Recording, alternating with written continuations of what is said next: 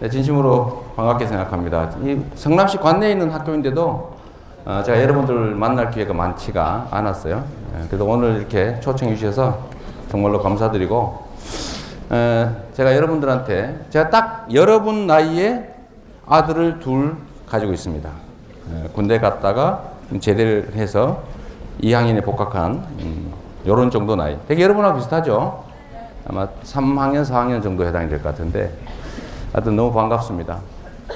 자, 여러분들 축제 기간이라는데, 원래 정치인들이나 이런 사람들이 무슨 강연인가 뭘 해놓으면 순지 할 얘기만 하고 재미없어 죽겠는데 숫자는 채워야 돼 있고 이렇게 괴로워하는 경우가 많다고 해요.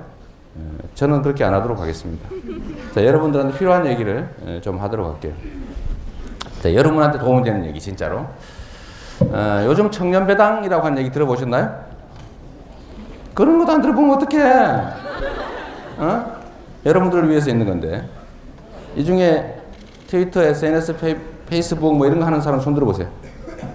많이 하죠? 그럼 저를 찾아서 전부 다 팔로우를 해주도록 하십시오. 제가 조금 전에도 지금 하나 올리고 왔어요. 여러분 뒤통수를 찍어가지고 여기 동서울대에 왔습니다. 이렇게 제가 올려놨어요. 친구 해주십시오. 네. 이 청년배당이라고 하는 게 있는데, 이게 사실은 이재명 시장이 혼자서 처음 만들어낸 얘기는 아닙니다. 제가 며칠 전에 체육대회, 동체육대회를 갔다가 어떤 어르신을 만났어요. 안녕하세요 어르신, 반갑습니다 이러고 다니는데 어떤 어르신이 저를 쫙 째려보더니 사지 멀쩡한 애들한테 왜 돈을 준다는 거야? 이러는 거예요. 청년배당 얘기를 들으신 거예요. 특히 종편 이런 데서 듣고 이재명 시장이 표 얻으려고 돈을 갖다 시민 세금을 막 살포를 하려고 그런다. 포퓰리즘이다. 사지 멀쩡한 청년들한테 왜 돈을 주냐? 더 가난하고 어려운 사람한테 돈을 줘야지. 이런 얘기를 많이 들으셨나 봐요. 그러니까 저를 보자마자 바로 거의 멱살을 잡을 듯한 태도로 사지 멀쩡하고 그 젊은 놈들한테 왜 돈을 주는 거야? 우리 같은 사람한테 줘야지. 이렇게 말씀을 하세요. 그래서 제가 어르신은 65세가 넘으면 한 달에 20만 원씩 돌아가실 때까지 주지 않습니까? 근데 우리는 청년들 24살 되면 1년 동안 딱 한 번 100만 원 주겠다는 건데 뭘 그러십니까? 네, 이렇게 얘기했어요. 뭐 그래도 이해 안 하세요. 그래도 뭐 젊은 놈들은 몸도 다 건강하고 하려면 말이야 젊을 때 고생을 사서도 한다는데 고생을 시켜야지 왜 돈을 주냐고. 이렇게.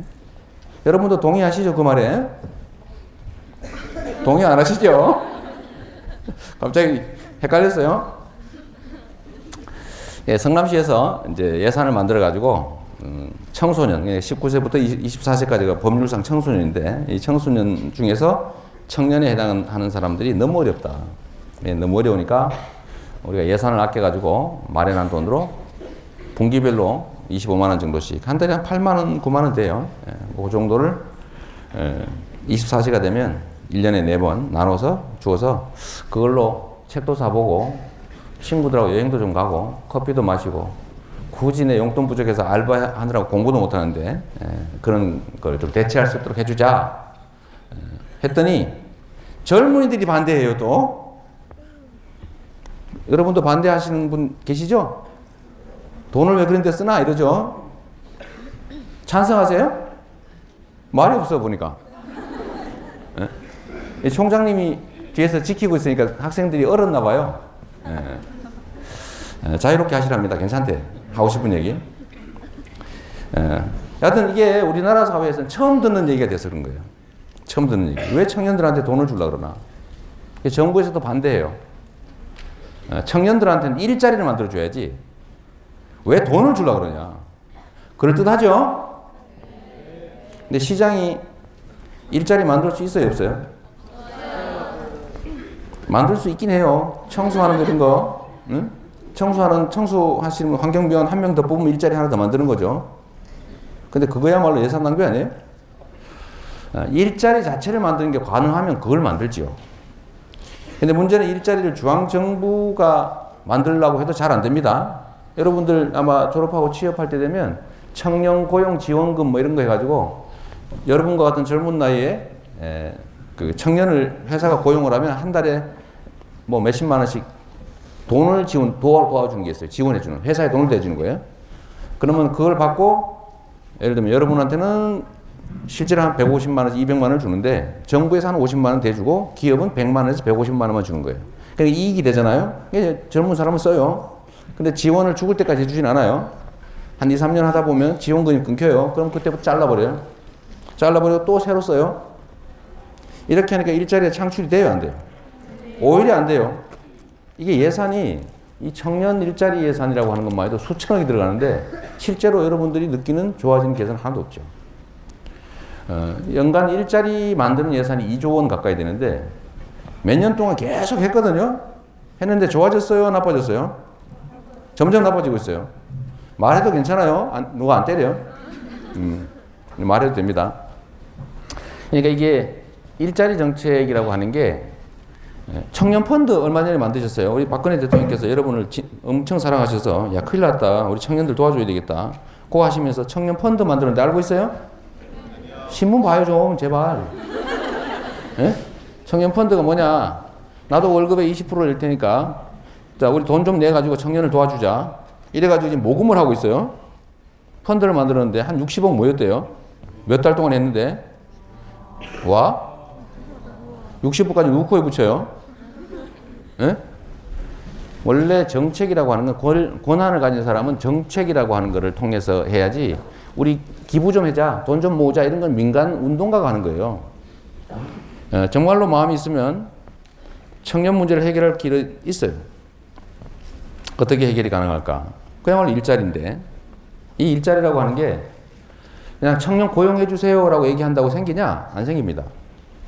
우리 자본주의 사회라고 하는 건 정말로 무서운 사회인데 제가 시장 일을 하면서 제일 웃기는 장면이 있어요. 저는 그런 거 잘 안 합니다. 기업가들을 만나서 투자해달라고 부탁하는 거예요. 자, 정치하는 사람들이 기업가들을 만났어요. 만나가지고 차를 한잔 마시면서 야, 우리 경제가 어렵습니다. 투자해 주세요. 투자를 해야 경제가 돌아갑니다. 부탁하면 그 회사 사장이 아, 시장이 부탁하는구나. 오, 대통령이 부탁했어. 투자해야지. 야, 일로 가져봐. 투자해. 라고 사인할 것 같습니까? 기업을 하는 사람들은요, 잔인하게 돈을 벌기 위해서 하는 거예요. 만약에 돈이 된다 그러면 법에서 금하고 제발 좀 하지 마세요. 말려도 죽으라고 합니다. 그런데 돈이 안 된다. 그러면 아무리 하라고 해도 절대 안 합니다. 근데 거기다가 가서 부탁을 해요. 투자해 주세요. 그러면 야, 예, 우리가 이번에 5조 투자하겠습니다. 사인해요. 할 것 같아요? 안 할 것 같아요? 국민이 속은 거죠. 그 사기예요, 사기. 제가 보기엔 그런 정치적 행동들은 사실 국민을 상대로 거짓말하는 거죠. 진짜 할 수 있는 게 뭐냐? 일자리가 생길 수 있는 기업을 지원하면 됩니다. 예를 들면 우리나라의 그 일자리를 만드는 기업들은 다 중소기업들이 고용을 90% 이상을 하고 있어요. 중소기업이. 그리고 이 노동집약적인 일을 하게 되죠. 그런데 우리나라의 대부분을 차지하는 수출 대기업들, 소위 IT 기업들 이런 데는 영업이익이 연간 수십조가 나도 아무리 그 매출이 늘고 영업이익이 늘어도 고용이 늘지를 않습니다. 근데 거기다가 예를 들면 세금을 막 깎아줘요. 삼성전자가 세금 얼마 낼 것 같습니까? 여러분의 어머니 아버지는 동네에 장사하다가 연간 수익이 몇 천만 원 이상이 되면 세금을 37%를 내야 됩니다. 이익에 37%를 내야 되는데 삼성전자 같은 이런 대기업 얼마 내냐? 15.8%만 냅니다. 이해가 안 되죠? OECD 이런 데는 평균 실제 세금을 내는 그 영업이익 비율 대비 비율이 얼마냐면 22% 정도 돼요. 진짜 세금. 명목 세율은 한 25%에서 30%쯤 되죠. 그 중에 뭐 이래저래 감면해주고 하면 22%를 진짜 내고 있는데 우리나라는 15.8%만 내고 있어요. 그러게 연간 한 9조 원 정도 됩니다. 9조 원. 연간 9조 원. 그러니까 중소기업들은 또 죽어나요. 중소기업들. 그러니까 중소기업을 지원해줘야 돼요. 감면을 해줘도 중소기업을 지원해주고 국내 산업 내수 중심으로 지원해주고 이래야 되는데 정부 정책이 대기업, 수출 대기업, 고용 유발을 별로 하지 않는 대기업들 하다 보니까 고용을 안 하는 거예요. 또 한 가지 이런 게 있습니다. 청년 고용이 왜 안 되냐? 여러분들이 아무 관심도 갖고 있지 않는 노동시장 유연화라고 하는 것 때문에 그래요. 왜 그러냐?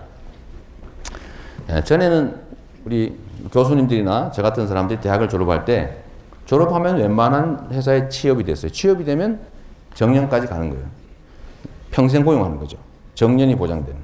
근데 지금은 정년 보장되는 데가 공무원밖에 없어요. 다 무조건 가면 계약직이에요. 다 1년. 길면 2년. 정규직 되기 하늘의 별 따기죠. 정규직으로 뽑지를 않습니다. 왜 안 뽑냐? 전에는 그 경력직을 구하기가 어려웠어요. 왜냐하면 사람이 한번 들어가면 정년이 보장이 되니까 웬만하면 그 직장에 계속 있어요. 그리고 기업들도 한번 뽑아서 평생을 데리고 있어야 되기 때문에 젊은 사람을 뽑아서 가르칩니다. 그래서 경력도 쌓고 능력도 키우고 가르치기도 하고 이렇게 해서 이제 간부로 키워서 써먹고 이제 평생 60세까지 데리고 있는 거죠. 근데 지금은 고용이 안정이 안 되니까 기업 입장에서는 쉽게 해고하고 쉽게 채용할 수 있으니까요. 가르칠 필요가 없습니다. 젊은 사람을 뽑아서 가르치는 게 아니고 동네에 산전수전 다 겪으면서 혼자 죽을 고생하면서 굴르다가 그 중에 능력되는 사람을 딱 골라가지고 돈 얼마 더 줄게 하고 데려가면 됩니다. 그리고 한 2, 3년 쫙 부려먹다가 탁 자르면 다음 차 중소기업 이런 데 또 쓰고 이렇게 되는 거죠. 그러니까 젊은 사람을 뽑아가 가르칠 필요를 전혀 느끼지 않습니다. 무슨 얘기냐? 정책으로 권한을 가지고 청년층을 고용을 늘려야 되겠다고 하면 산업 구조를 바꿔야 됩니다. 산업 구조를. 그 다음에 조세 정책을 바꿔야 됩니다. 그 다음에 고용 정책을 바꿔야 돼요. 근데 이게 문제는 엄청나게 어렵다는 거죠. 여러분 세상에 예를 들면 이런 정책을 바꾸고 이런 것들은 누가 해요? 몰라요? 누가 해요? 여러분이 투표 안 하고 도망간 날 뽑힌 그 정치인이 하는 거죠. 투표하러 안 갔죠? 말이 없어요. 네? 다 투표하신 분들이라서 그러겠지. 네. 하여튼 그게 바로 정치죠. 그 다음에 거기서 여러분들이 뽑으면 국회의원이든 시장이든 시장은 사실은 권한이 별로 없어요. 저한테 그런 원망하지 마세요. 내가 해줄 수 있는 거라고는 예산을 아껴서 여러분들이 일자리를 만들어주는 게 아니라 그 현대사회가 요구하는 일자리에 맞는 역량을 키울 수 있도록 조금 도와주는 거예요. 여행이라도 좀 가고 말이에요. 응? 토론이라도 좀 하고 창의적 사고도 좀 키우고 그래서 뭔가 색다른 아이디어들을 낼 수 있는 그렇게 할 수 있도록 키워주는 게 지방자치단체가 할 수 있는 정도의 역할이니까. 하여튼 그래서 일자리 자체를 만드는 이 산업구조를 바꾸는 일은 지방자치단체 차원에서는 어렵다. 그러니까 우리가 할 수 있는 거라도 하자. 뭐? 용돈이라도 주자. 그런데 문제는 청년들이 반대해요. 이 중에 야, 저 사람 웃긴다. 저 사람 저 표 얻으려고 응? 청년들을 매수하는구나. 이렇게 생각하는 사람 많죠? 없어요? 없으면 박수 한번 쳐줘요. 진짜인가? 박수 안 치는 사람들은 그렇게 생각하는 사람이겠지. 네, 뭐 제가 하는 일에 찬성해도 원망 안 합니다. 하여튼 그래서 우리 상남시에서 청년 배당이라는 걸 했더니 동네가 시끌시끌해요. 시끌시끌한데 찬성하는 측은 우리 사회에서 각 계층별로 봤을 때 국가나 지방자치단체로부터 보호를 받거나 배려를 받는 세대가 어디일까? 따져봤더니 노인, 엄청나게 복지지책 잘합니다. 성남에서 학교 다니는 학생들 많죠. 이 중에 우리 할머니, 성남에서는 할머니들이 용돈 버는 사업도 할 수 있어요. 마음만 먹으면. 그래서 한 달에 10만 원씩 용돈을 버는 사업을 성남시가 독자적으로 하고 있습니다. 띠두르고 우리 버스 정류장에 가면 허리 이렇게 구부린 할머니들이 띠두르고 왔다 갔다 하는 거 보셨어요? 못 봤어요? 봤죠? 그분들이 바로 성남시가 용돈을 주고 있는 분들이에요. 그렇게 두드리고 그냥 버스 정류장에 앉아가지고 아이고 이러고 있으면은 1시간에 5,000원, 2시간에 10,000원, 한 달에 열흘. 그래서 10만 원씩 용돈을 저희가 듭니다. 용돈은 아니지 노동의 대가를 주는 거죠. 그러니까 할머니들이 얼마나 기분이 좋아요? 할아버지들이 엄청 기분이 좋죠. 우리 손자 손녀한테 용돈도 줄 수 있고 우리의 엄마 그러니까 자기의 며느리에게 얘 용돈 좀 안 주니? 이런 소리 안 해도 되죠. 우리 어머니, 할아버지, 할머니들 얼마나 힘듭니까? 그러니까 뭘 기다리고 있냐? 1년 내내 내 생일날, 제삿날, 명절 이것만 기다리고 있어요. 그때 아들, 며느리가 와서 용돈 주시거든. 근데 그 외에는 방법이 없잖아요. 그러니까 얼마나 눈치 보입니까? 그리고 우리 할머니가 우리 어머니한테 용돈을 2만 원만 얻었으면 좋겠는데 어머니가 안 줘요. 그러니까 그렇다 달란 말은 못하고 괜히 신경질을 내기 시작해요. 그럼 어떻게 되냐? 집안에 가정 불화가 생기는 거죠. 사람이 그런 거예요. 근데 그거를 우리가 약 30억 이상을 들여서 일자리를 만들어 드립니다. 10만 원씩 용돈을 보니까 우리 할머니, 할아버들이 얼마나 얻기 힘들어 가겠어요? 출근하세요. 출근 왜냐면 하루에 2시간 일하려고 일부 출근하는데 출근 준비하고 화장하시는데 2시간 걸리십니다. 내가 이 세상에서 버려진 사람처럼 느껴졌는데 아무 쓸모없는 사람으로 느껴졌는데 나도 출근할 때가 있다 이거예요. 그 자부심 여러분은 모르십니다. 내가 버려진 사람이다 했는데 내가 노동을 해서 내 손으로 버는 게 있다. 그러니까 10만 원 무료 주는 거하고 완전 달라요. 어쨌든 그런 것도 하고. 어쨌든 뭐 노인 세대에 대한 복지는 많습니다. 65세 이상은 지금 20만 원씩 기초연금도 주죠. 기초연금. 하여튼 노인 세대. 그 다음에 젊은 세대를 한번 보자고요. 애 낳고 어린 보육. 국가에서 다 공짜로 보육해주고 있어요. 어린이집 맡기는 거 무료죠. 특히 우리 성남시는요. 민간 어린이집에 맡기면 돈을 좀 7만 원 좀 더 내야 되는데 시립 어린이집 이런 데 내는 것보다 더 내야 되는데 그거 시에서 다 내주고 있어요. 애를 낳으려면 성남으로 오세요. 네? 특히 이 중에 젊은 여학생들 괜히 주소 딴 데 놓지 말고 성남에 오면 보육 지원도 해줍니다. 초, 중, 고등학교 다닐 때 여러분들은 사실 논술이니 뭐 이런 공부하느라 고생 많이 했죠. 다 엄마 아빠가 돈 대서 해주거나 아니면 못했거나 학교에서 가르치는 것만 가지고 부족해서 자기 돈 들이 했는데 성남에서는 연간 200억을 넘게 들여서 체험학습, 토론 수업 이런 거 다 지원해 줍니다. 작년부터. 그 외에도 예를 들면 뭐 어디 밥도 그냥 뭐 부상급식도 해주고 여하튼 이 학생 계층에 대해서도 지원이 있고 학생 이전에 보육 단계에서도 지원이 많아요. 우리 대학생 여러분 성남시에서 대학교 다니는 학생들은 등록금 빌리면 이자 다 내주는 거 알고 있어요? 네. 이러면 고맙다고 그래야 되는 거 아니야? 나한테 말고 시민들한테. 박수 한번 쳐주세요. 아주 성남만 하고 있는 일이죠. 이렇게 이런 정책들을 다 하고 있는데 세대별로 보면 청년 세대에 대해서는 아무런 정책적 배려가 없습니다. 그러니까 겨우 성남시가 하고 있는 등록금 이자 대신 내주는 거. 그거 잘 활용하십시오. 몰라가지고 이용 못하는 사람도 있대요. 바보처럼 그러지 말고. 그거 꽤 됩니다, 돈이. 그리고 제약 기간 동안에 계속 해줘, 계속 이자를 내줍니다. 하여튼 이 청년 세대에 대해서 정책적 배려가 전혀 못다. 왜? 옛날부터 그렇게 얘기했던 거예요. 젊어서 고생은 사서도 한다. 젊은 놈들은 고생 좀 해봐야 돼. 그게 기회가 많이 열려 있을 때 고생하는 건 좋아요. 그건 진짜 도움이 되죠. 근데 기회가 거의 없을 때는 고생시키면 좌절합니다. 근데 그럴 때는 격려해줘야죠.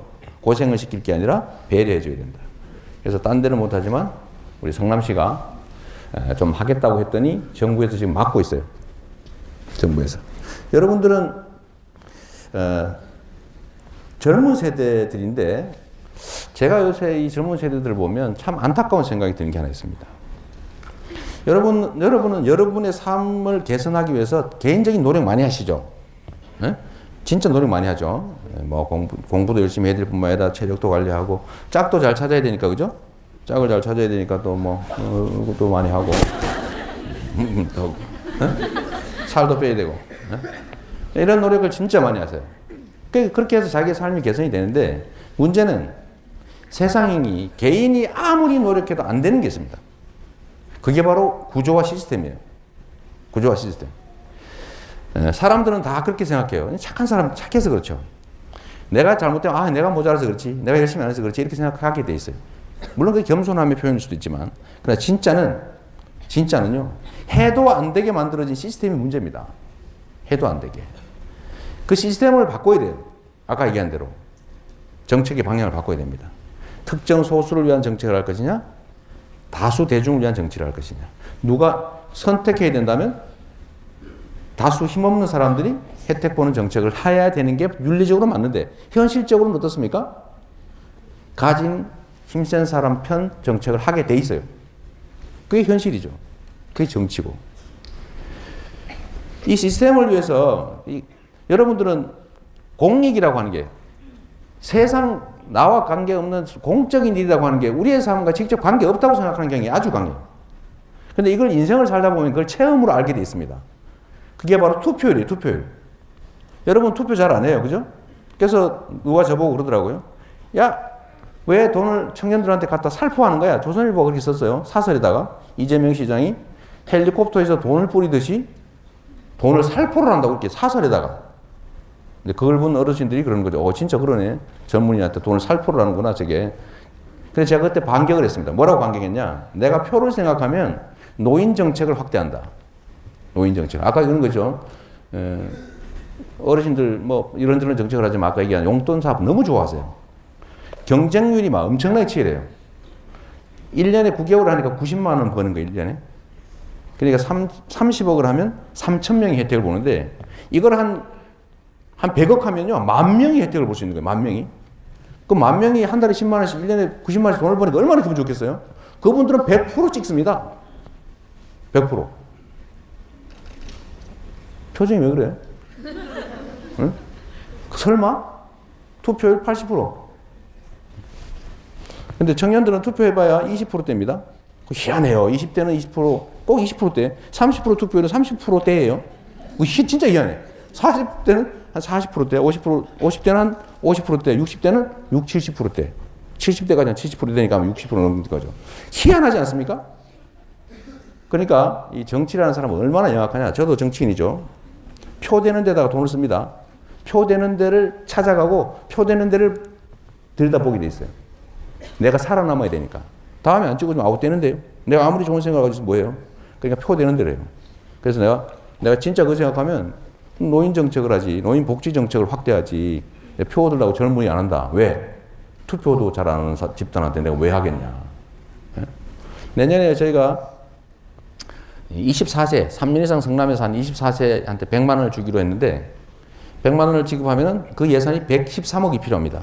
다 우리가 조사를 다 해봤죠. 예산도 다 있어요. 근데 못 주게 될 가능성이 많으니까 이사 올 생각 하지 마십시오. 정부에서 법을 만들고 있어요. 이재명 시장 복지방지법이지. 내가 이름을 그렇게 붙이려고 그러는데 정부가 찬성 안 하는 복지정책을 지방자치단체가 독자적으로 하면 그 액수만큼 벌금을 때리겠대요. 지금 법을 만들고 있어요. 입법 예고 중입니다. 지방교부세법 시행령이라고 하는 걸 고쳐가지고 그 액수만큼 돈을 안 주겠대. 원래 법에 주게 돼 있는 돈을 닦겠다는 거예요. 여러분들 좀 이상하지 않아요? 지방자치를 통째로 망가뜨리고 있는 거죠. 그래서 제가 그 벌금을 감수하고 이 정책을 시행할지를 고민하고 있어요. 우리가 하는 거 이거 말고도 많이 있죠. 뭐 교복 무상으로 지급하는 거, 뭐 산후조리원. 여러분 애 낳으면 저희 성남시에서 무료로 산후조리 주려고 그래요. 네? 결혼 안 할 거예요? 결혼할 때 꼭 성남으로 오세요. 근데 이것도 지금 정부가 반대해서 지금 약간의 지장이 생기고 있습니다. 근데 저희가 확 저질러서 그냥 할까 생각 중이에요. 재판을 하면 우리 이길 수 있거든요. 그건 명확하게 위법이기 때문에. 하여튼 그런 상태입니다. 그래서 여러분들, 여러분의 삶을 개선하는 것은 여러분 개인의 역량을 키우는 것도 중요한데 더하기 세상사에 관심 좀 제발 가지세요. 알겠어요? 네. 앞으로 많이 바뀌겠는데 보니까. 제가 여러분들한테 도움된 얘기를 한두 개만 하고 그만할게요. 이건 뭐 사실은 이런 얘기 정말 지겨운 얘기일 건데 우리 학생회에서 초청해 주셨는데 질문할 시간도 있나요? 질문 준비하십시오. 제가 질문할 기회를 드릴게요. 제가 무슨 얘기를 해도 괜찮아요. 아주 곤란한 질문을 해도 괜찮습니다. 지금부터 준비하세요. 야, 이 인간 곤란하게 생각하는 뭐 있나? 지금부터 스마트폰을 뒤지도록 하십시오. 이재명 씨면 엄청 이상한 거 많이 나와. 그걸로 하도록 하시고. 제가 여러분들, 물론 이렇게 세상이 어려운 상황이긴 하지만, 그래도 여러분들은 앞으로 100년 인생을 살아야 됩니다. 앞으로 최하 80년 살아야 됩니다.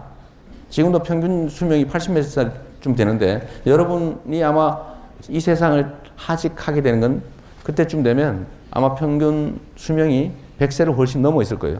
한 110세 이래 되지 않을까요? 그럼 앞으로 90년 더 사셔야 됩니다. 지겹죠? 지겨워? 하여튼 이 긴 인생을 준비해야 되는데 이 긴 인생에서 여러분들 제가 살아오면서 느꼈던 거 여러분 도움된 얘기를 한두 개 할게요. 첫 번째는 여러분들 성공하고 싶지요? 진짜 내가 계획한 거 다 이루고 싶지요? 실패하기 싫지요? 제가 그 방법을 알려드리도록 하겠습니다. 첫 번째는 어려운 방법, 두 번째는 쉬운 방법을 순서대로 알려드리도록 할게요. 어려운 방법이 있어요. 좀 어려워. 신의 능력을 갖추면 됩니다. 내가 원하는 걸 다 이루는 거. 그거 하려면 신이어야지, 신. 좀 어렵죠? 현실적으로 좀 어려우니까 그거 말고 쉬운 방법이 있어요. 바보가 되면 됩니다. 바보가. 기준을 확 맞춰요. 내가 요구하는 원하는 수준을 맞추면 됩니다. 내가 이번에 졸업하기 전까지는 반드시 짝을 만들어서 결혼한다. 근데 조건을 만들어야 되는데 키 크고 잘생기고 이쁘고 돈도 많고 공부도 잘하고 성격 좋고 이런 거 다 버리고 나하고 염색체만 다르면 된다. 라고 목표를 정하는 거예요. 야, 염색체 다른 놈 있나 없나 이렇게 보면 되지. 다른 거 다 따지지 마라. 내 목표는 그래. 이렇게 하면 쉽게 이룰 수 있어요. 나는 삶의 목표가 하루 3끼만 밥을 먹으면 된다. 옛날에는 그런 게 인생의 목표인 경우가 많았어요. 그거는 제가 지금 간단하게 이루어 드리도록 하겠습니다. 성남시에 오면요. 노숙자한테 아침에도 밥을 줍니다.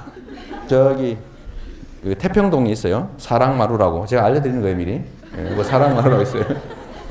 그리고 보통 노숙자한테 밥 주는 건 점심만 주는데 성남에는 저녁도 줍니다.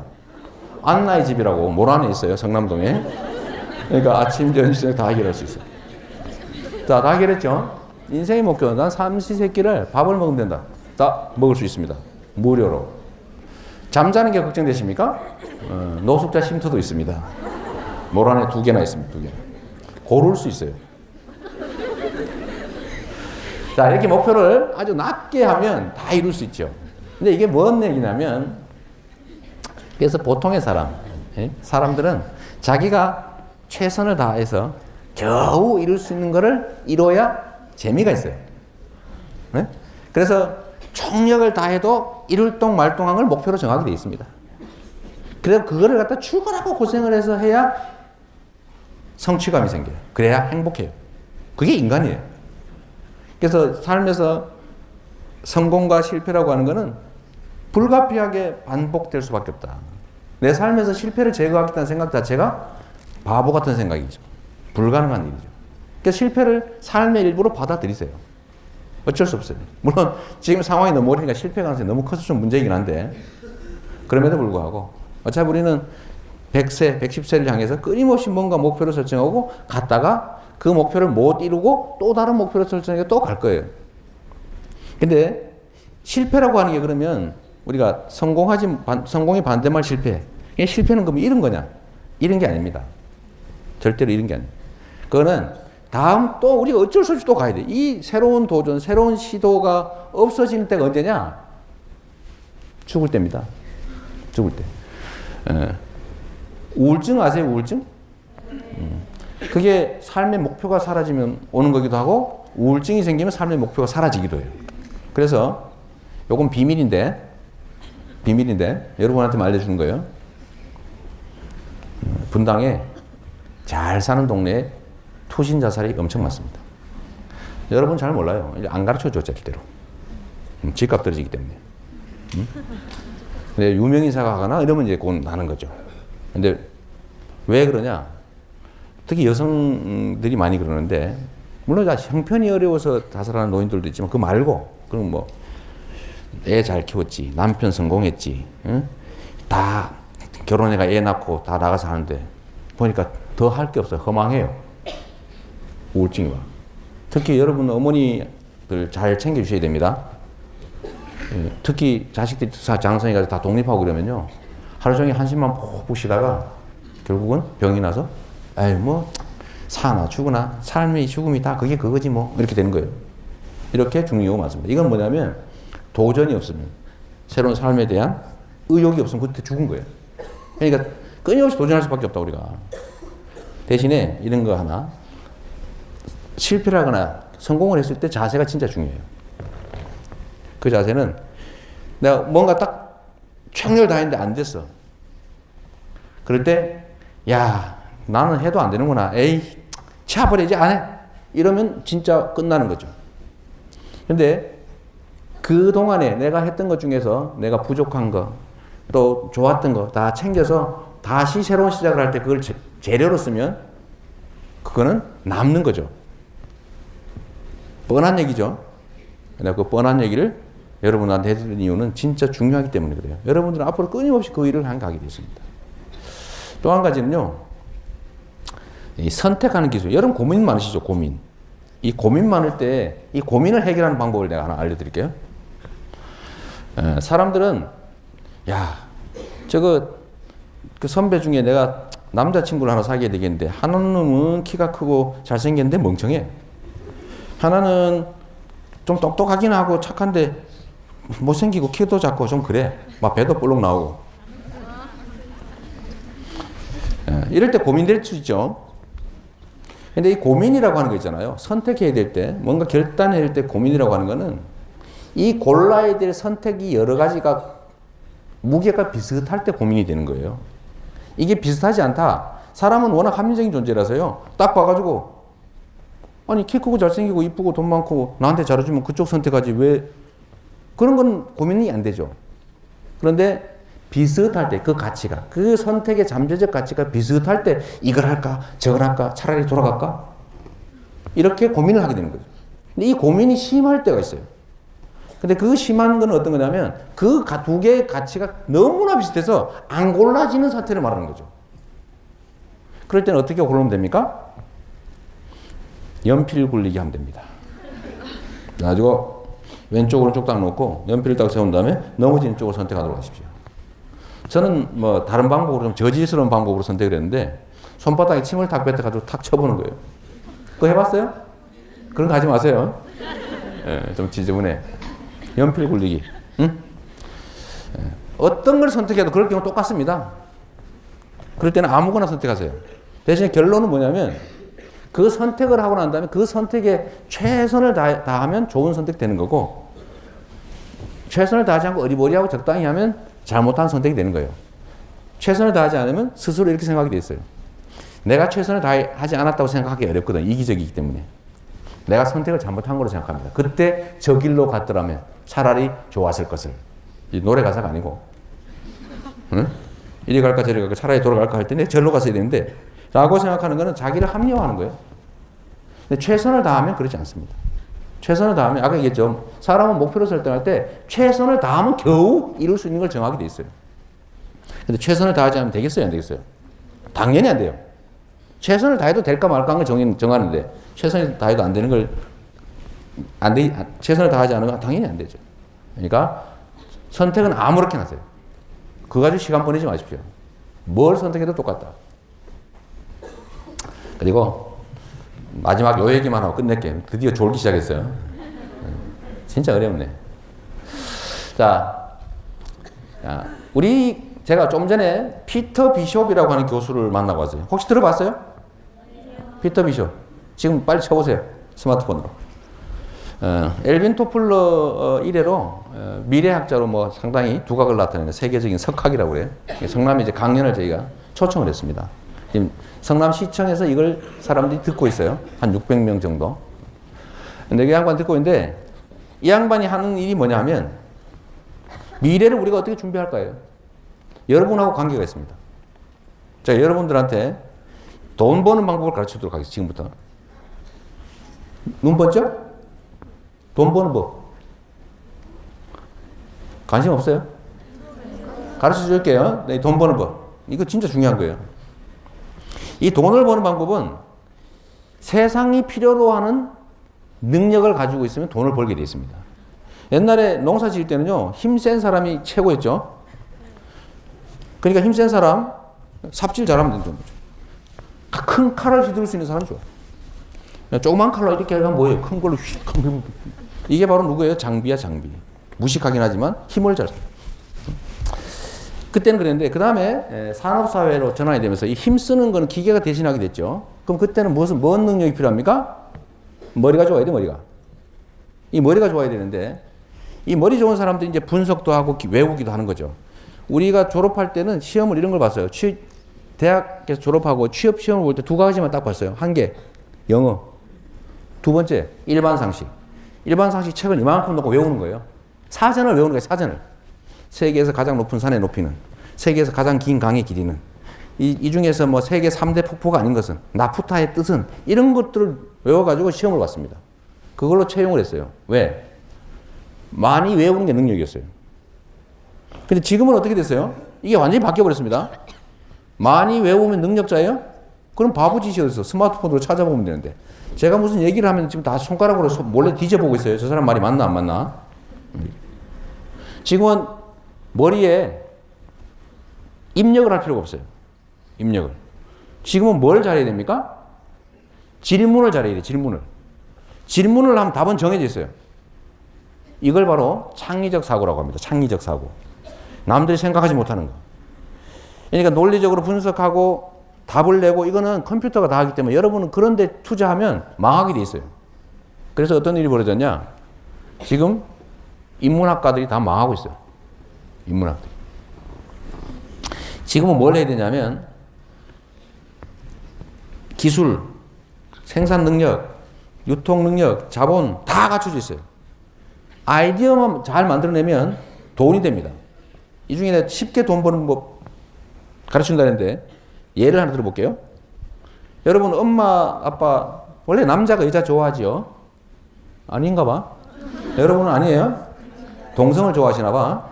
뭐 그럴 수도 있지 뭐. 이해합니다. 근데 남자는 여자를 좋아하고 여자는 남자를 좋아하게 보통은 돼 있어요. 좀 평균 이상이 그렇다는 거죠.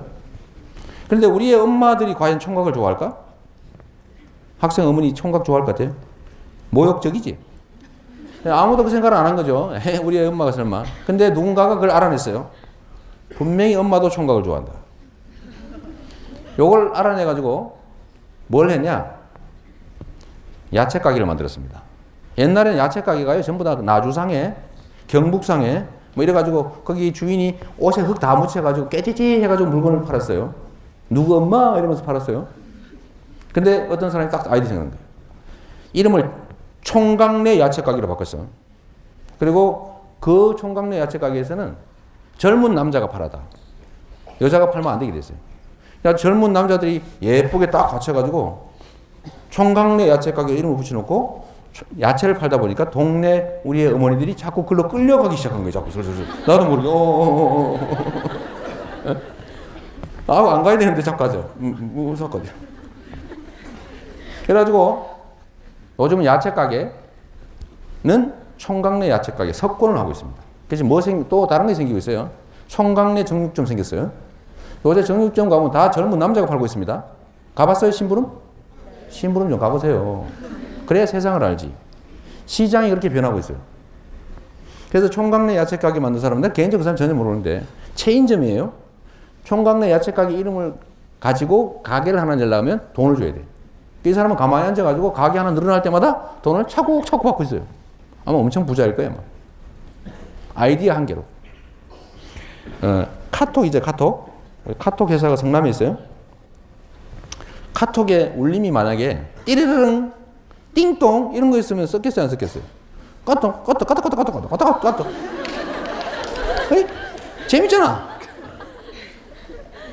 전에 애니팡이라고 하는 거 있었죠. 요새도 하나 모르겠는데 원래 게임이라고 하는 거는 아는 사람끼리 하는 거였는데 이 애니팡이 아이디어를 하나 낸 거죠. 아무한테나 게임을 던져주고 하자고 할 수 있게 해놨죠, 그게. 그 내가 이 옆에 여학생을 좋아하는데 전화번호는 알아. 근데 참 커피 한 잔 마시자 이렇게 얘기하기도 어렵고 어디서 만나자 그래 쑥스럽고 말도 못하고 있는데 애니팡이 생겼어요.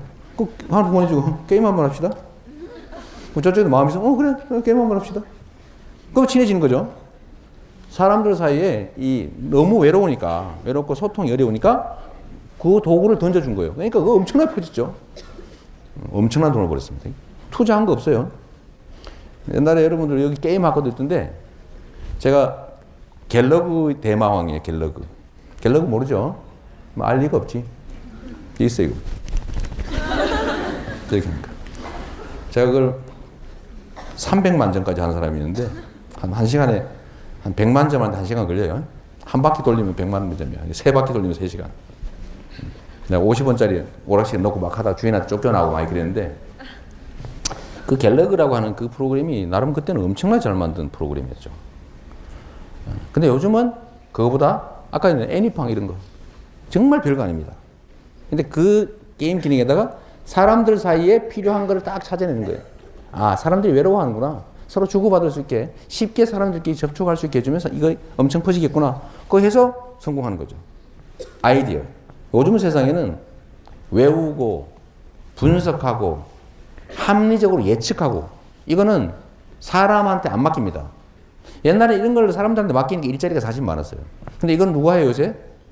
컴퓨터가 하고 거기다가 요즘은 또 빅데이터라 그래가지고 사람들이 추측하는 영역까지 추측하는 이런 걸 보니 상황을 보니 이렇게 했네 대충 하는 이 추측까지 빅데이터 분석이라는 걸로 컴퓨터들이 맡고 있어요.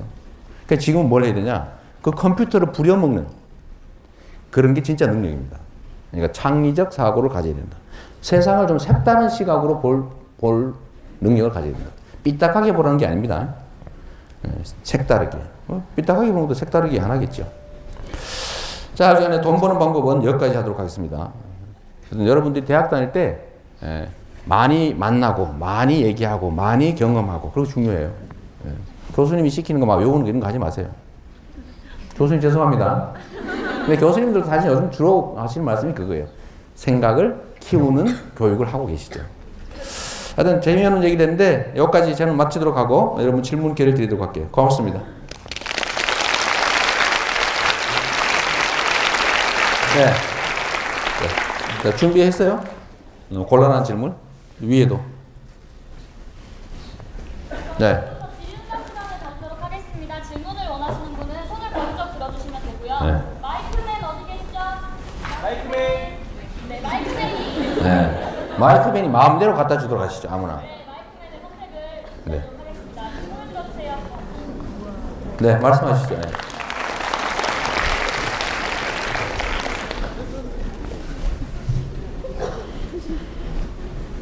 네, 일어서셔가지고 예쁜 얼굴 한번 보여주세요. 소개도 좀 하시고. 안 나와요? 그거 안 나와요? 마이크가 안 돼?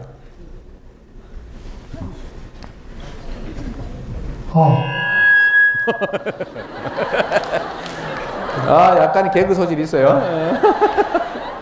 훌륭합니다. 예. 안녕하세요. 안녕하세요.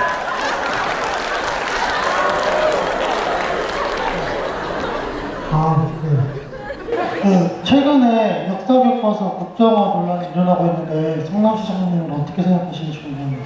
아주 나쁜 짓이라고 생각합니다.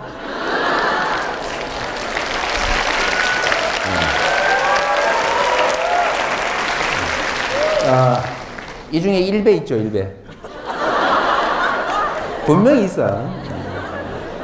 손을 들 용기 있는 사람 한번 들어보세요. 나 1배다. 꽤 많습니다, 제가 알기로는. 제가 한때 1배였다.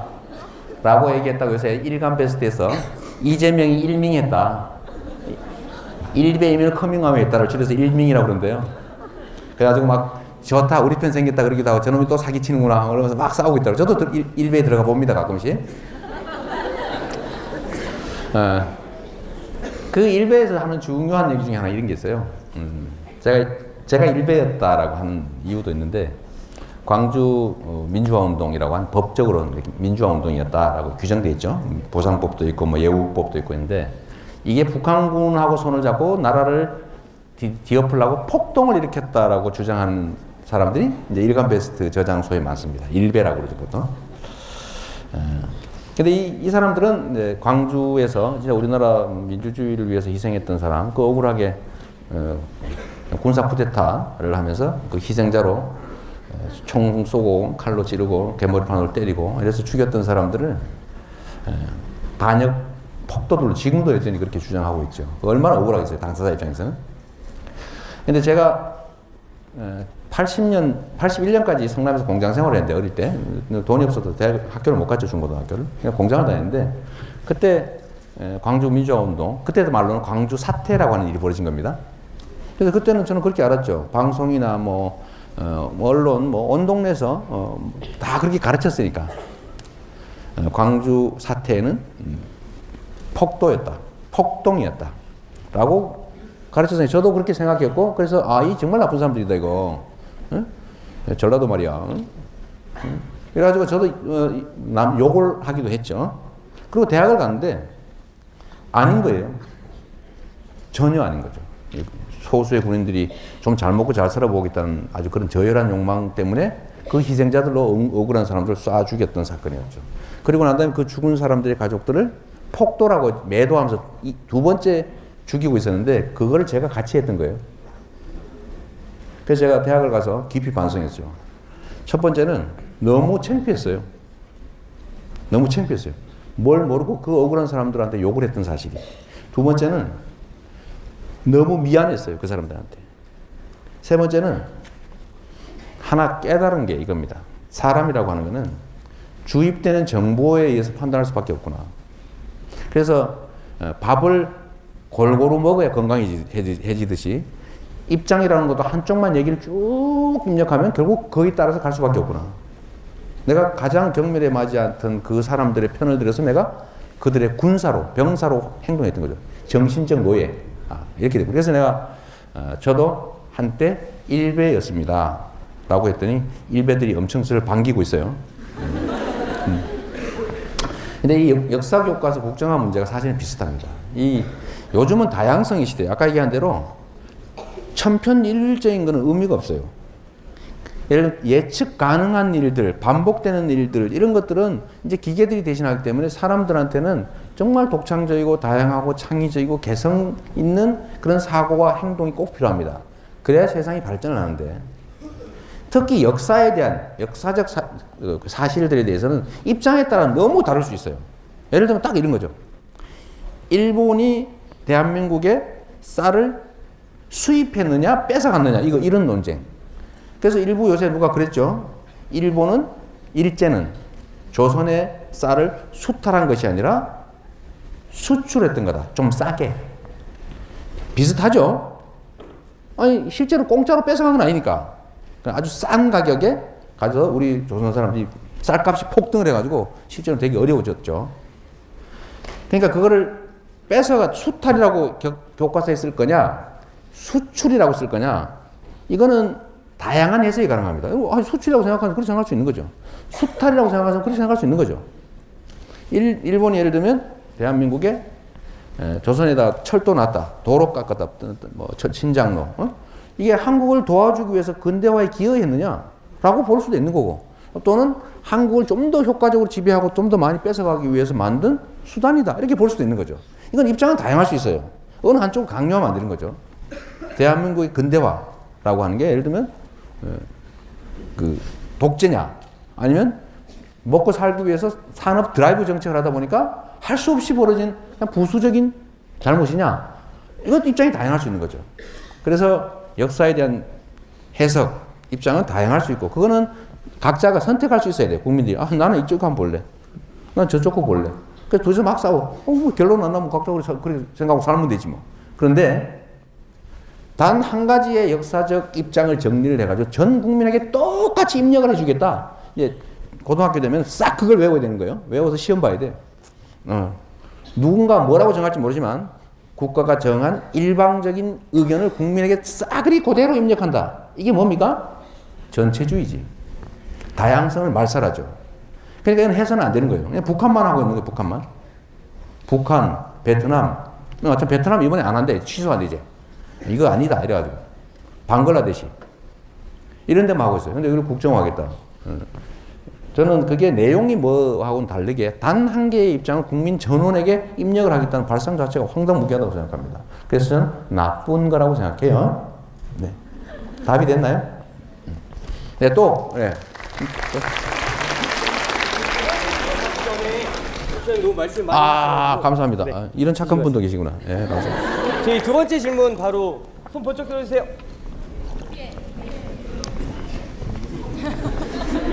제가 받을게요. 네. 버리고 가네. 네. 아무나 들으시죠. 예, 네, 말씀하세요 그냥.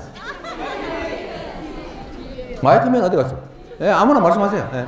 그 마이크면 이따 일로 뛰어오세요. 네.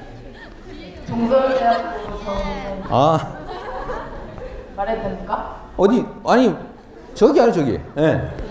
자 말씀하세요. 일어서서 하셔. 아이고 잘생겼어요. 예? 아이고 죄송합니다. 이거 어떡해? 이런 치명적인 실수를. 이거 나중에 따로 한번 만나요. 시장님께서 시장이 되시고 나서 가장 보람 있는 일은 무엇이었으며 그 일을 이루었을 때 기분이 궁금합니다. 이런 모험적인 질문을 해주실까요? 글쎄 시장이라고 하는 사람이 해야 될 역할이 여러 가지가 있는데요. 그 중에 어디 한 집단의 지도자라는 표현이 너무 싫은데 최종 책임자가 해야 될 역할 제일 중요한 거는요. 통합하는 거예요. 통합. 그 내부에서 안 싸우게 하는 겁니다. 원래 사람들은 다투게 돼 있어요. 왜냐하면 이 세상에 자원이나 기회 이런 거는 유한한데 그걸 가지려는 사람 많잖아요. 근데 그런 사람들이 모여 있으니까 기본적으로 다투게 돼 있습니다. 좀 유식한 말로 갈등이죠. 갈등이 존재하는데 특히 우리 성남은 혹시 여러분 아실지 모르겠는데 성남에 오래 사는 사람은 알겠죠. 본시가지, 분당 이 차이가 너무 큽니다. 이 본시가지라고 불리는 수정구, 중원구 여긴 진짜 상황이 좀 안 좋죠. 왜 그러냐? 옛날에 청계천 철거해가지고 그 청계천 복귀하고 이러면서 거기 텐트 치고 살던 빈민들을 보낼 데가 없어요. 그걸 보내려고 성남 이 산을 싹 깎아가지고 껍데기만 살짝 벗긴 다음에 그물 그어서 전부 다 일로 강제로 보낸 곳입니다. 옛날에는 텐트 하나 쳐놓고 10가구가 살고 그랬어요. 초기에. 69년 뭐 이때쯤 시작했는데 그렇게 시작했으니까 너무 살기 어렵죠. 근데 분당은 어때요? 비싼 집, 소위 중상류층 집 마련해주기 위해서 만든 곳이에요. 신도시. 판교, 더하죠. 그러니까 이 성남이라고 하는 데가 대한민국의 근대화의 역사가 그대로 축약되어 있는 곳입니다. 대한민국의 축소판 같은 데죠. 지역 갈등도 심해요. 잘 못 사는 본시가지, 그런 대로 잘 사는 분당, 판교. 또 지역적으로 분당 쪽은 경상도 쪽이 좀 많고 이쪽은 호남 쪽이 또 많고 뭐 이런 게 있어요. 그러니까 이게 갈등이 있습니다. 그래서 분당에서 한때 야 우리가 세금 많이 내고 우리 잘 사는데 왜 성남이냐? 난 성남 아니야. 독립시 하자 이렇게 싸우고 데모도 뭐 맨맘이 하고 그랬어요. 아직도 분당에 독립군이 좀 계십니다. 독립투사라고 하죠. 근데 이 그 갈등 우리 사회도 마찬가지죠. 북한 남한 갈려가지고 그냥 맨날 총질하고 싸우고 영남 호남 이래가지고는 지역 주민들끼리 서로 편갈려 싸우고 잘 사는 사람 못 사는 사람 싸우고 이런 이 사회 내 갈등이 성남에 그대로 있습니다. 그래서 이 갈등을 해소하는 게 제일 큰 일인데 제 생각에는 뭐 성남 FC 우리 여기 응원 오는 분도 계시죠? 성남 FC 한 분 계시구나. 하여튼 뭐 그런 거라든지 또는 이제 지역 간 차별을 줄이기 위한 노력들 그다음에 기본적으로 같이 살아야 된다라고 하는 공감 때문에 많이 그게 좋아졌어요. 지금은 전에는 성남 산다 안 그래도 다 분당이라고 그랬는데 이제는 성남이라고 하는 도시가 되게 위상이 올라갔습니다. 올라가서 성남이 전국 최고로 잘 사는 도시 맞습니다 이제. 그래서 여러분도 성남으로 이사를 오라고요. 집값이 좀 비싸긴 한데 앞으로 더 오를 테니까 더 오르기 전에 빨리 오세요. 내가 이렇게 얘기해도 될 정도로 성남의 위상이 올라가서 사람들이 성남시라고 하는 데에 대해서 자긍심을 갖기 시작한 것 같습니다. 거기에 성남시가 좀 유명해지는데 이재명 시장도 조금 했어요. 그만큼. 자꾸 시비 걸어가 싸우고. 그래서 그런 점에서 지역 내 갈등이 많이 줄어들고 뭐 그런 점들에 대해서 되게 보람을 느끼죠. 전 정치 지도자가 해야 될 제일 큰 역할이 그거라고 생각해요. 그래서 권한을 가졌을 때, 공식적 권한을 가졌을 때 주민들 또는 구성원들을 반으로 나누고 싸움시키는 거 이게 제일 나쁜 짓입니다. 내가 누구라고 말은 안 하겠는데 너무 정치적이라고 할까봐.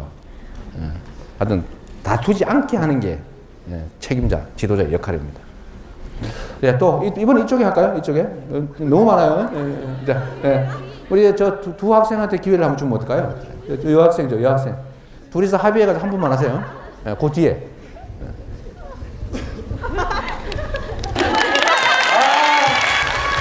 펜이 있구나, 펜. 5월의 동서울 이런 분이신가요? 5월의 동서울자 미인대회.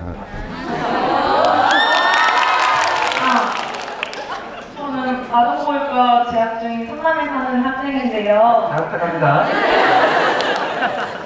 되게 궁금했던 게 많았는데 저희 그 보육에 대해 관심이 많으시다고 들었어요. 근데 민간 어린이집 같은 경우에는 기본금 110만 원 정도라고 저는 알고 있어요. 근데 성남시에서 지원해 주신 금이 50만 원이나 들었거든요. 근데 50만 원은 아니고. 근데 되게 지원을 많이 해주신다고 들었는데 어쩌다 그렇게 보육에 많은 관심을 가지게 되셨는지 궁금했어요. 가능하면 성남에 우리 시립 어린이집에 취업하시도록 하시고요. 나중에 혹시라도 연락 한번 주세요. 네.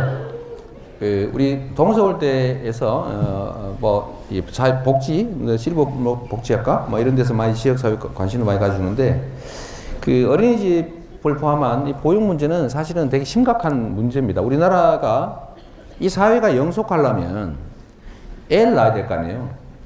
근데 요새 애를 낳으면 어떻게 됩니까? 애 낳는데 돈 엄청 들어요. 애 키우는데 엄청 돈 들어요. 애 교육시키는데 돈 들어요. 그래가지고 겨우 어떻게 해가지고 대학 졸업했는데 취직이 안 돼요. 그래서 애를 안 낳기로 와요. 여러분도 애 안 낳기로 지금 마음먹은 사람 꽤 많죠. 우리 사회가 출산율이 1.16인가 뭐 17인가 이 정도 된다는데 이건 둘이서 결혼해가지고 애를 1.16명밖에 안 낳는다 그 말이에요. 그래서 이 현재 상태로 가면 2300년이 되면 인구가 절반으로 줄고 2750년이 되면 멸종합니다. 한 명도 없게 돼요. 소위 배달민족 한 명도 없게 됩니다. 어떻게 되겠어요? 큰일 나는 거죠. 그래서 원래는 이 인구가 안 늘어나면 경제 성장률이 확 떨어지게 됐어요. 그러니까 점점 경제가 나빠집니다.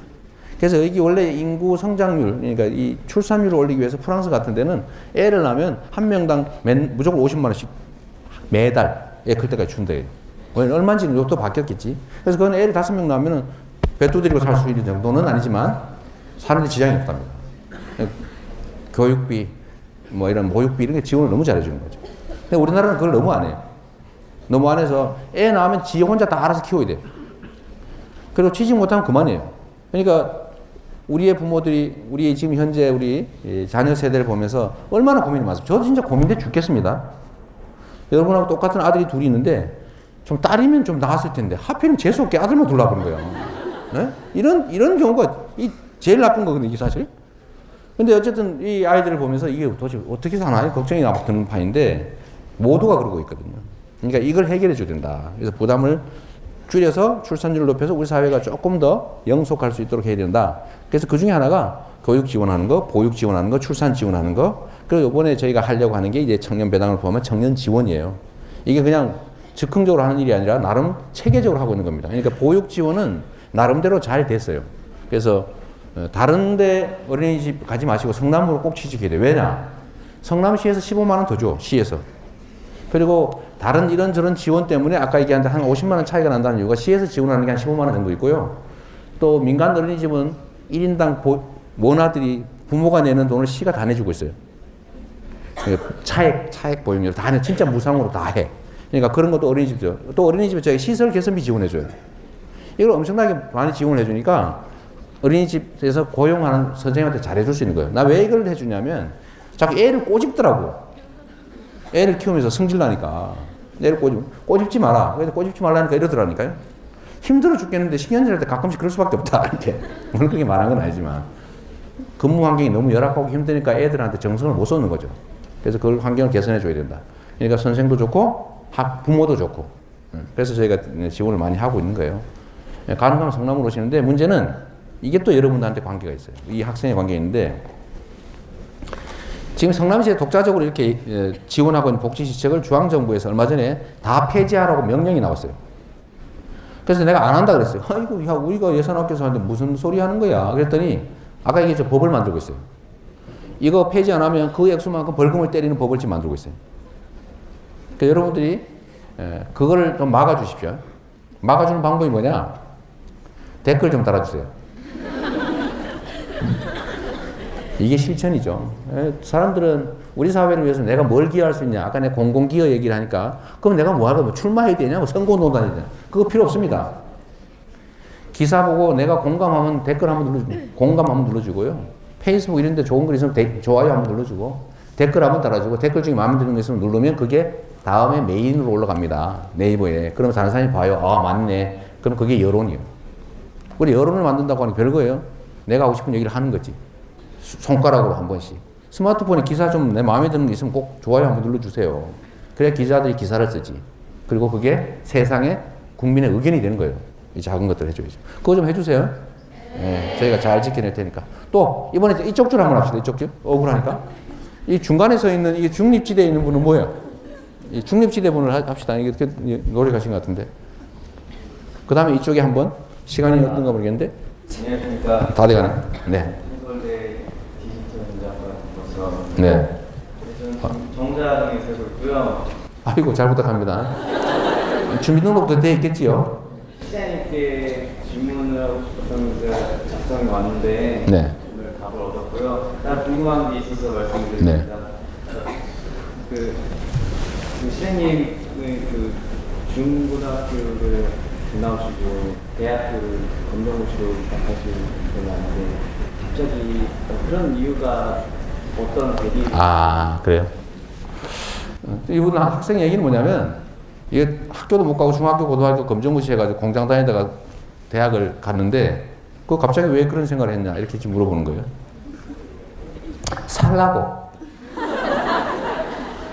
살라고 됐어요? 우리가 어려운 환경이잖아요. 여러분 제가 보니까 사지 멀쩡해 보이죠? 제가 장애인입니다. 장애인. 팔이 이렇게 되죠. 이렇게밖에 안 움직여요. 요거밖에 안 움직여요.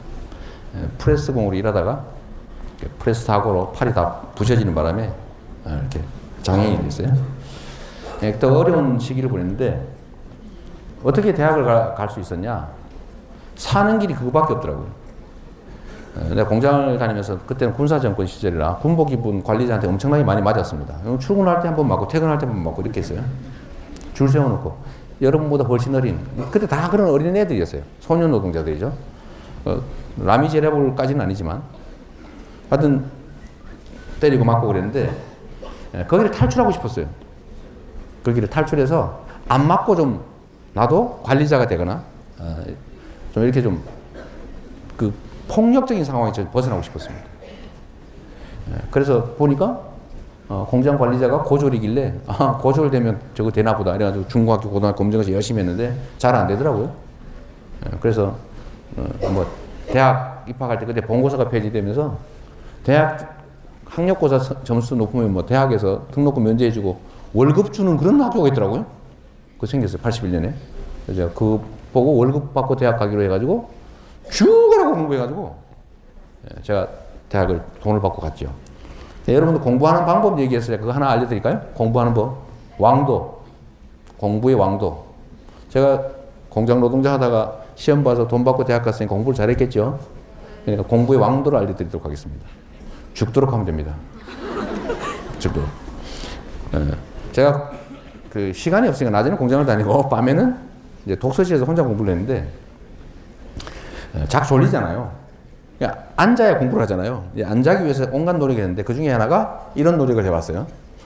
책상에 앞핀을 다 거꾸로 이렇게 박아요. 손 닿는 지점에 쫙 이렇게 박고. 그다음 배 닿는 부분이지 이렇게 배 닿는데 앞에 있잖아요. 탁자 여기다가도 앞핀을 거꾸로 쫙 박아놨어요. 딱 이래가지고 한번 찔리면 아프니까 공부를 하고 있는데 눈 딱 뜨고 한참 지나고 나니까 찔려서 자고 있더라고요. 어떻게 안 자고 공부를 하겠어요? 그런 건 없는 거지. 예. 투자한 절대 시간으로 결판 나는 거예요. 축을. 네. 예, 왕도는 없는 거예요. 한 만큼, 축적한 만큼 결론이 나오는 거죠. 네, 마지막으로 하나 할게요. 시간이 다 돼간 것 같아요. 그죠? 우리 위에 앉아있는 이 학생 중에 한 분 할까요? 네, 그러죠. 제가 마이크를 빌려드리도록 하겠습니다. 안녕하세요. 저는 실내 디자인과 학생인데요. 제가 궁금한 거는 시장님은 저희 나라가 좋은 나라 생각하세요? 안 좋은 나라 생각하세요? 저희 나라는 아니고 우리나라. 우리나라인데 좋은 나라냐 나쁜 나라냐? 진짜 곤란하네 이거는. 얼굴 막 땀나요. 정말 당황스러운 질문인데 좋은 나라가 될 수 있는 나쁜 나라라고 생각합니다. 좋은 나라가 될 수 있는. 네. 현재는 저는 이제 우리나라가 정말 열심히잖아요. 이 전 세계 이렇게 부지런한 사람들이 없어요. 예. 부지런하지요, 똑똑하지요, 손재주 좋지요. 예? 그러니까 정말로 훌륭한 자질을 가진 민족이고 국민인데 지금 현재 상황은 그렇게 좋지는 않아요. 저는 제일 나쁘게 생각되는 게 뭐냐면 공정하지 않다는 겁니다. 공평하지 않다. 우리 사회가 경제도 성장하고 계속 경제 성장하잖아요. 경제 성장이 뭐예요? 이 사회 모든 소득, 이익이 그만큼 늘어났다는 얘기 아닙니까? 그런데 왜 사람들의 삶은, 다수 사람들의 삶은 나빠지냐? 이유는 아주 간단하죠. 특정 소수가 너무 많이 가지기 때문이에요. 재산과 자산과 기회, 소득, 이거를 특정 소수가 너무 많이 갖고 있다. 소위 이제 우리 쉽게 말하는 양극화. 너무 많이 가지고 있으니까 다수 사람들은요, 기회를 잃어버리니까 희망을 잃어버리는 거예요. 열심히 해도 안 될 것 같아. 그래서 이걸 바꿔야 된다. 이 불공정한 사회. 그래서 지금 현재는 매우 불공정한 게 문제예요. 예. 그리고 그게 정말 애도 안 낳게 만들어버렸고, 사람들한테 희망도 뺏어가 버렸고, 그래서 야, 이 대한민국이 앞으로 어떻게 될까 이렇게 고민할 수밖에 없는 상황이 돼 있어서 현재 상태는 그렇게 뭐 좋은 나라, 나쁜 나라 굳이 둘 중에 고르라면 나쁜 나라의 비중이 좀 더 큰 상태입니다. 근데 저는 좋은 나라 될 수 있다고 생각해요. 그것도 아주 좋은 나라. 공평하기만 하면, 공직자들이 나쁜 짓만 안 하면 엄청나게 좋은 나라가 될 수 있다고 생각해요. 제가 이 얘기만 할게요. 누가 그 얘기를 해요. 성남시가 옛날에 빚이 뭐 엄청 많아가 모라토리움을 했다는데 요새는 뭔 돈이 그렇게 많아가지고 무슨 남들은 생각지도 못한 그런 이상한 복지를 자꾸 하고 있냐. 제가 그렇게 얘기했어요. 내가 언제 너네들한테 돈 달라고 했냐. 우리가 있는 돈 아끼고 나쁜 짓 안 하고 해서 맡긴 돈으로 주민들한테 또 돌려주겠다는데 이게 복지인데, 그리고 이게 세금인데, 공짜가 아니고 그들이 낸 세금인데 잘 아껴서 돌려주는 게 뭔 나쁜 짓이냐. 그래서 사람들이 의문을 갖는 거예요. 돈이 도대체 어디서 났을까? 어디서 나기는? 나쁜 짓 안 하니까 생긴 거지. 제가 이렇게 얘기하는 거죠. 성남시가 1년에 쓰는 예산이 1조 6천억쯤 됩니다. 1조 6천억쯤 되는데 제가 3년 동안에는 1년에 빚을 1,200~300억씩 갚았어요. 그 돈 중에 떼어가지고. 그래도 성남시 살림에 아무 지장 없었어요. 근데 그 빚 다 갚고 나니까 그다음부터는 그 돈으로 예를 들면 청년 배당도 하고 아까 보육료 지원도 하고 뭐 어르신 지원도 하고 학생들 교육 지원도 하고 하는 거예요. 그래서 누가 그걸 자꾸 물어요. 그거 어디서 생긴 돈이냐. 그래서 제가 나쁜 짓만 안 하면 이 정도 돈은 충분히 생긴다. 정부도 4대강 22조 원 갖다 버렸고 1년에 1조 원씩 비용 들어가고 있습니다. 근데 도움이 안 되고 있잖아요. 자원 외교한다고 100억짜리 1조 원 주고 사고 해가지고 한 40조 날렸대요. 응? 여러분 동그라미 몇 개 같습니까? 1조. 모르겠지? 씌워보세요 빨리. 그 정도는 엄청난 돈이에요. 그 엄청난 돈 거기다 버렸죠. 방위비리 1년에 국방비가 38조 원 정도 들어가는데 그중에 10조 원을 매년 무기를 삽니다. 근데 이 무기를 사고 만들고 하는데 물에 안 뜨는 잠수함 만들었어요. 참 물에 안 가라앉는 잠수함. 총알에 뚫리는 방탄복. 이 중에 군대 가지고 누가 총알에 뚫리는 방탄복 만들죠. 물속의 구조가 불가능한, 물속에 안 들여다보이는 통영함.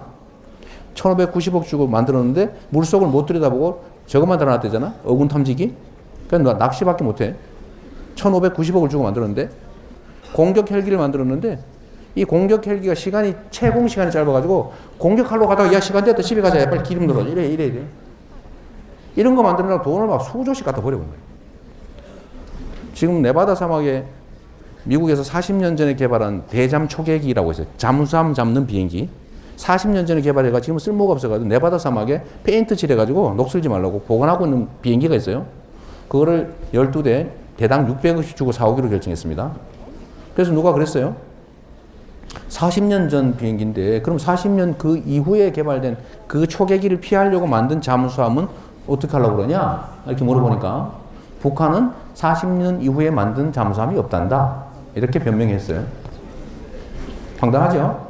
보통 이러면 헐 이러는데 별로 반응이 없네. 하여튼 이런 식으로 낭비한 예산이 엄청나다. 아까 대기업들 막 예산 깎아주고 세금 깎아주고 이런 것만 없애면 정말로 나라가 잘 살 수 있죠. 여러분들 대학 등록금 반값 하는데 얼마 드는지 아세요?